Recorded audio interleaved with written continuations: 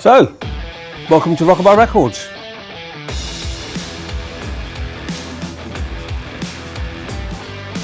This is place.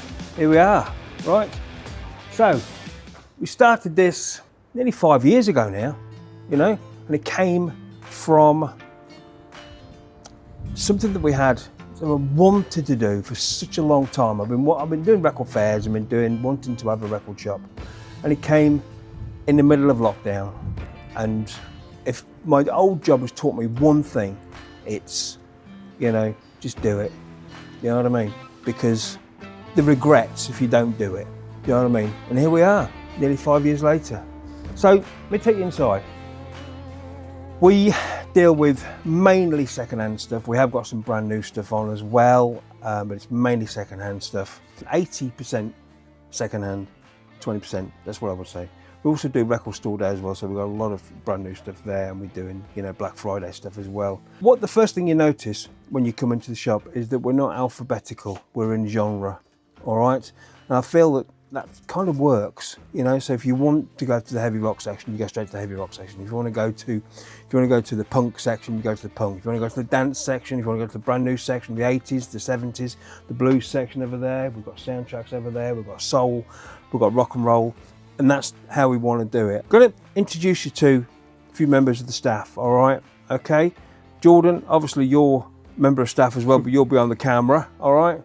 Chris here. Yeah, all right. Doing a little video for YouTube. Nice. Yeah, nice. Nice. All right. What are you doing? We're uploading, so we've had this massive punk collection come in. Yep. And the whole of the internet are going mad for it, so we are uploading it all to our website. And that does involve taking about 1 million pictures. So I'm taking all the pictures, sending them over to Tom, and he's uploading them to the website ready for Thursday. And we're writing all the stuff on there and everything and spiel about it. A whole lot. Brilliant. Loads of details, some great photos. Yeah. Some great punk stuff as well. Yeah, cool.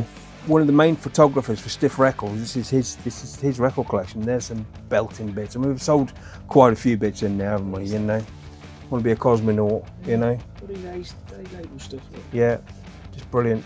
That's one of the ones from there. You can see there, look, Mute Records. Chris Gabrin, that was his name, the guy who owned the records, one of the photographers. And this just happens to be a very, very, very rare Yazoo acetate. So that's the kind of thing we're putting on the website at the moment. All right. So yeah, so Chris, number one son, eldest son. So Number one? Number one, you heard well, that, no, number one as in the first. All right. Well, number one normally means number one, not best. Yeah, we knew it already. We've got Tom as well over here. How are you? Tom, right? yeah, Tom, you've met Tom from the. I think you met Tom from the from all the podcasts we used to do, which will be starting up again because we've had a lot of people asking about it. So yeah, you know, I'm seeing the Movember thing's gone a bit crazy, isn't it, round It's got here? a bit much, yeah, but I only have to sneeze and it comes out. Like Oh, is that right? Okay. Looking very. I can't remember. You look like a bit like a vagrant Ned Flanders at the moment. And this is Dan. You know, Dan. Also, this is. I'm not going to say. Yeah, number two son. All right. Yeah, absolutely. The second. You're the one who started all this Right Dad movement, aren't you? Yeah, so yeah, we started all the TikTok stuff a few years ago. Everybody loves the shop and everybody loves us, what we're doing online. So we just carried it on, and yeah, people come in from all over, didn't they? Just to see the face that they see on TikTok and Facebook and stuff. So we had people all the way from Australia, all the way to, you know, Corby down the road. So yeah, absolutely. Yeah, we love meeting new people and doing videos and stuff, and hopefully we can get, you know, a few more videos online and just see a few more faces. Absolutely.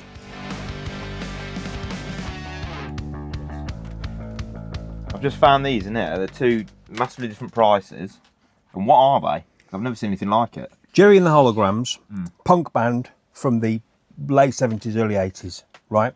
Now they went very anti-establishment and they did something very, very, very, very absurd. Right, so this says here, no, whatever you do, don't play this record. Do not play it, right? It says here, totally unplayable, do not play it, don't play it, right? So if you see here, you've got two different sleeves, one rough trade on there and one with the guy with the pipe on, right? Now that one, I can't show you that one because it's still sealed, right, inside, right? But this is what it looks like, okay? Which is quite very absurd, okay? Got absurd So records. basically, what they did was they made this record that was totally unplayable, right? They glued it to the inside, right? That's why that one's still sealed, because it's actually glued to the inside. You can't play it. It's absolutely shagged, right? But it is a real record. So what they've done is they've painted it or done something with it. Because of the notoriety, is that the word, of this record, what a notoriety of this record, it makes it extremely rare, all right? Even though you can't play it, right? But it's because it's one of the most sought after punk songs of all, you know? Even though you can't play it.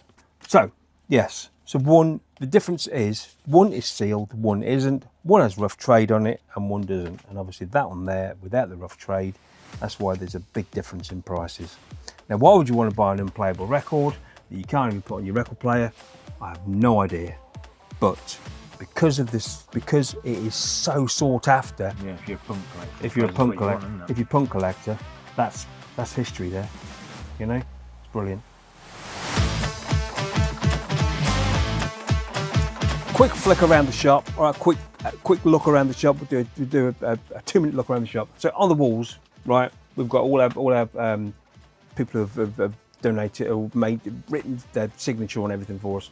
So we've got a drum skin there from Tony McCarroll, the original drummer from Oasis. Here we've got Robert Trujillo. He's the bass player from Metallica. He came in a couple of years ago. Then Jason Bommerwood did this Jackson Pollux thing for us. This is great. This is because this is a special album that's signed by Dave Grohl. And, yeah, Dave Grohl hardly signs anything, so that's a nice one. Up here we've got Definitely Maybe, Rockabuy Records, Best Wishes, Brian Cannon. And it's just nice little things. Anyway, to go around the record shop, we've got 80s. We've got 80s. We've got here, we've got Prince and Michael Jackson, Erasure and the New Wave. Here we've got more indie stuff with The Cure, The Smiths, Depeche. Here we've got even going into the punky stuff, if you like, with Talking Heads and the Police and the Cult. Here with the goth. We've got the glam. Then we've got 2000 indie stuff here, and all this is all brand new. The only thing that is alphabeticalized is the brand new stuff. We've got Krautrock there, we've got Heavy here, we've got Genesis, we've got more Canterbury here. Yes, we have got a Canterbury section, which with one of their big sellers, Canterbury. Here we've got some country. Around here we've got a bit of hip hop, we've got a bit of soundtrack, we've got some dance stuff. Then where Tom is over there, we've got the reggae, jazz, funk, soul, Motown, soul, 60s rock and roll, 70s rock. And then round here, more kind of Dire Straits, Supertramp, ELO, this kind of thing. Then we're moving into folk, hard to find. Massive big Beatles section here. And we've got more Beatles down there. I have doubles of Beatles all on the floor down there. New in this week, brand new, fresh in this week. Rock, more rock. Then we get into punk. Over here, this is Pete's idea, this is drastically reduced classics. I love the drastically reduced. All the stuff in the plastic boxes here, we're all on sale stuff, okay? Over here in the window, we've got sale stuff here in the window. Bit of Northern Soul there. Go there, Led Zepp, Jimi Hendrix, Pretty Things, and Pink Floyd, The Who, Stones. You have to excuse all the stuff on the top there because they are doing a lot of stuff for the website, so you know.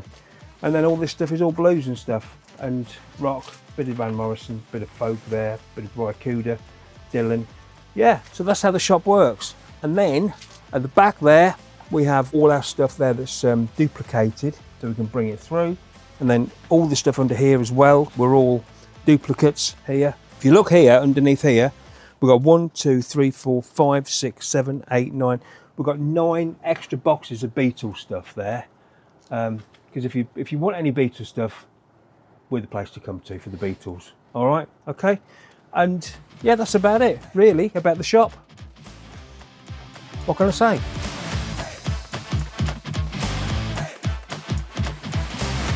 Flat white. Flat white.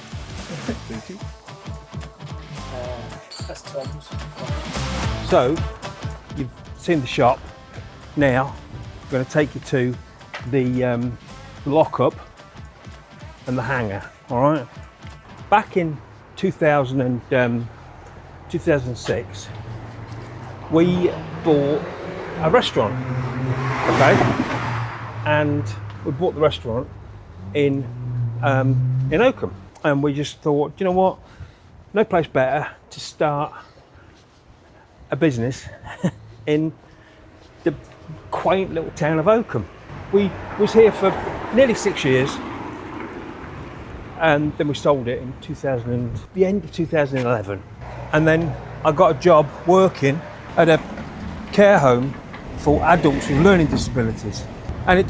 And I'd been a chef for on and off nearly 30 years. And it was time to, say goodbye to it.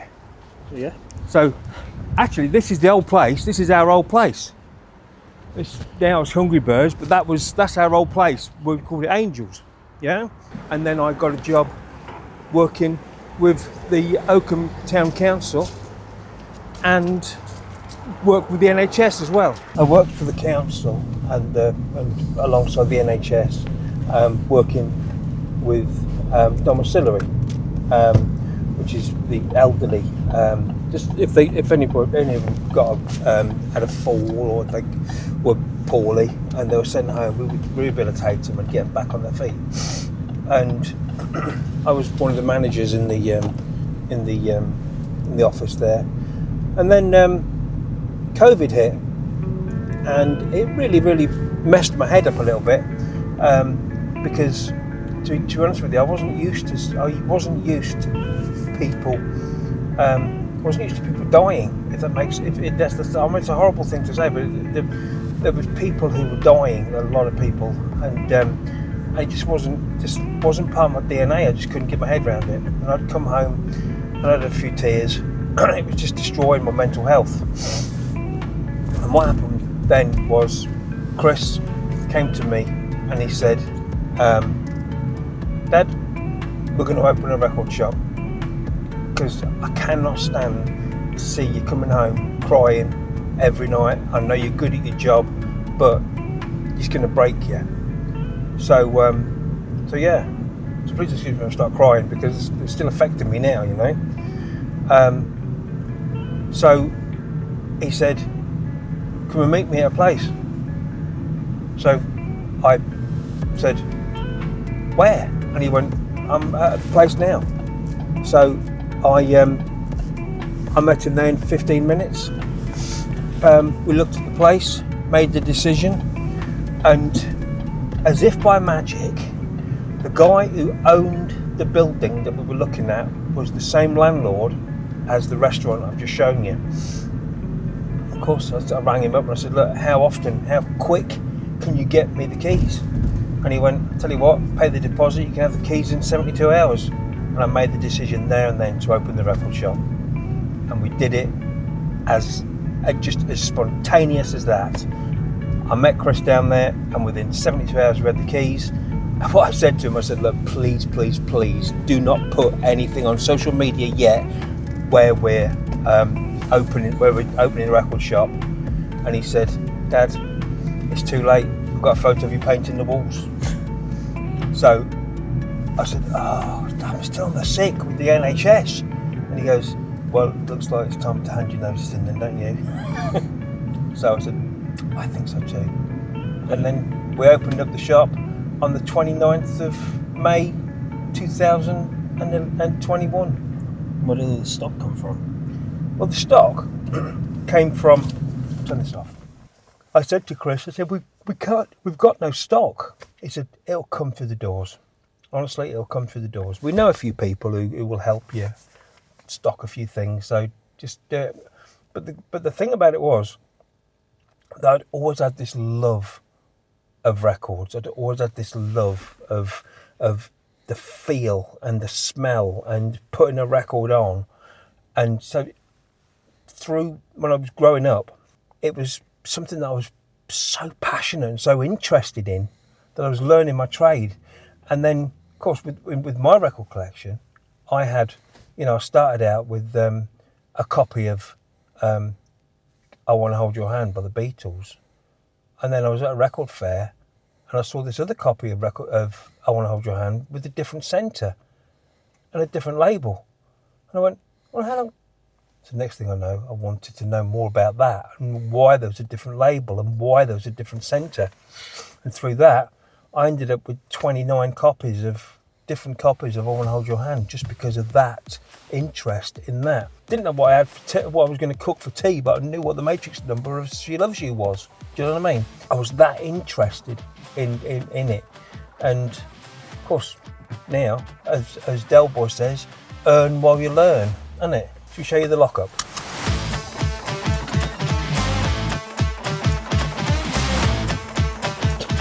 All right here is a base, right? It's a mess, right? We know that. We can spend time cleaning. We've got a player over there where we can play the records, right? Shane, my brother, who you've not met yet, is another one of the staff members. He's sorting all the stuff out for Discogs, right? Now, on Discogs, we don't have a massive thing on Discogs. We mainly sell 12-inch dance records on Discogs. I can guarantee that 80% or maybe 85% of our stuff on Discogs is dance stuff. But what you'll find as well is that nothing in the shop, right, is on Discogs or eBay. All right, this is all stuff which is being sorted, ready for the shop or Discogs. These have all been listed on this time scale here. So this is the way we catalogue stuff. All right, this is all recent stuff that we've Discogged. Okay, all those stuff in the banana boxes at the back there, that's all to be sorted. If you see the one down there in the middle that says Led Zeppelin 2, that box there is all Led Zeppelin. So many Led Zeppelin stuff, all right? Sgt. Pepper's, Abbey Road, Please Please Me, all those ones at the back there, they're all Beatles for sale. Some Rubber Souls, we've got about 25 copies with the Beatles. And then all the stuff around here, this is all 80s dance 12 inches and stuff. And then we've got some Madness. That box there with Madness, that's all reggae. So that's all got to be sorted and cleaned. It is a little bit of a mess, all right? Okay, but we're halfway through sorting it all out, all right? Up here, this is where all the merch is made. This is where Mrs. Rockabuy, my wife, sorts everything out, all right? So this is where we've got all our t-shirts are made. This is where all our stuff's cut. Then there, all the t-shirts are in there, you know? Even to the point where Mrs. Rockabuy has made our sign for outside, you know? So this is how everything is done, you know, almost like we've done within the family on site, you know? You've seen the shop, you've seen we're in the lockup now, and now take it to the hangar, all right? Let's see something real special. For those of you that follow our Facebook page know that I bought a massive lockup with a load of records in it. Okay, we guesstimated there was about 40,000. Okay, so if you're coming through here, Jordan, it is also.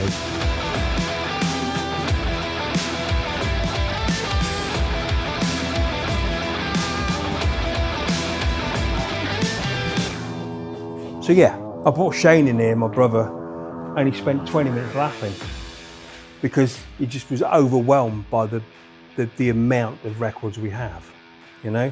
So I know that there's a lot of records here that will be probably used as stiffeners, you know? But there's a lot of things here that do have value, you know? I mean, you know, every time I come in here, I get overwhelmed by it because there's just so much, you know? So if you come around here, look, it just goes on forever and ever. I've taken a few things out already, so we've started a little bit of a move, you know, and yeah, but there's just so much stuff. So yeah, there's just so much stuff. What did Chris want? Fanny, wasn't it? An album by a band called Fanny. Okay, that was a bit personal.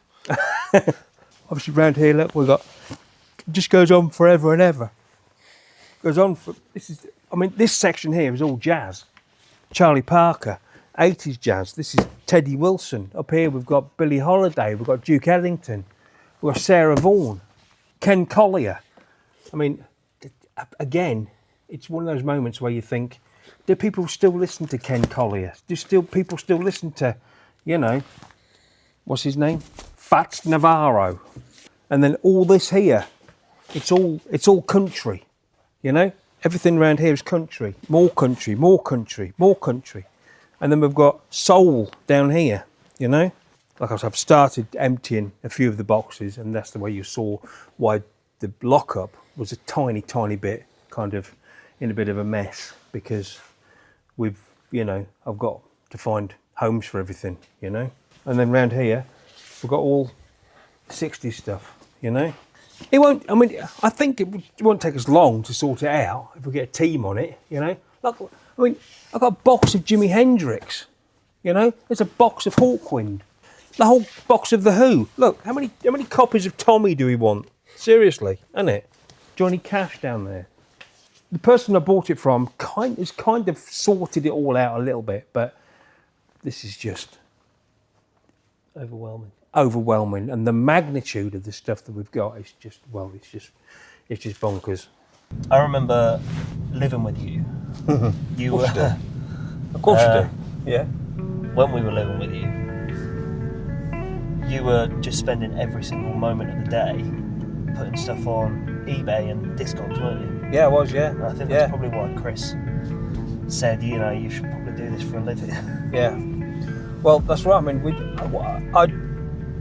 I used to buy some stuff from a guy in Market Deeping.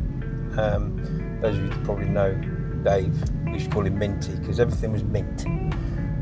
Whatever you bought, it was always mint. So we always ended up calling him Minty. And he quite liked that. I used to buy some stuff from him, and then when he said to me, like, I've got some little things that I've got to get rid of a lot of stuff to get, you know, so do you want to buy the whole lot off me? I didn't know what. He came round the house with a 12-foot by 8-foot trailer, and he said, you can take them off my hands for like you know, a couple of pence each if you want, because they're no good to me anymore. So I thought, yeah, well, I had nowhere to store them, so I put them under the stairs in the house. Every now and again, I would go and put some stuff on eBay and started off, you know, I sold quite a few of them, but still there was just a load of rubbish. I know why he was getting rid of them, because there was none, because they wouldn't sell. From that, I was buying other people's collections, because they got in contact with me because they knew that I was a seller, and people on eBay know that you're from Oakham, so they need to find out who you are. And I had a garage full of records, but I'd never ever thought that I'd have enough stock to start a record shop, or enough good stock, because somebody told me once that if you're going to open a record shop, make sure that whatever you've got in the shop, you need that again twice over.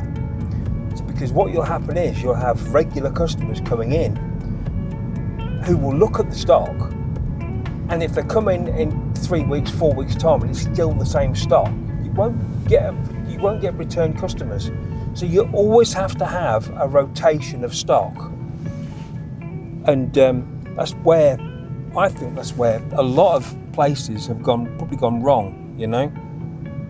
On the other hand, I also knew that I needed to get out of my job, so we started with the hope that people would bring records to the shop, and thankfully they have, you know, and that's how we rolled, with the hope that people would bring them in.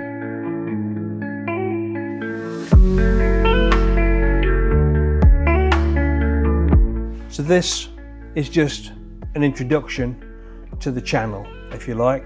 Okay, We're going to be doing some fun stuff. We're going to go to car boot sales. We're going to go to record shops. We're going to go to charity shops. We're going to go around people's houses. And we're going to show you how to find rare records, what to look for while you're out and about, okay? Because I think the thing about us, Jordan, is that we're open and transparent. And the thing is that we're not hiding anything, all right? We're not frightened to tell people how much we paid for stuff. We're not frightened to tell people how much we sell stuff for. Do you know what I mean? Because we're open and honest with people, all right? And I think that's what comes across with our videos and stuff. And I think with this new channel that we're going to be doing, I think we're going to be doing exactly that, you know, showing you what to do and how to look for stuff, and you know, and asking what people want for their records. Subscribe and share, watch, tell your friends about the new channel. All right.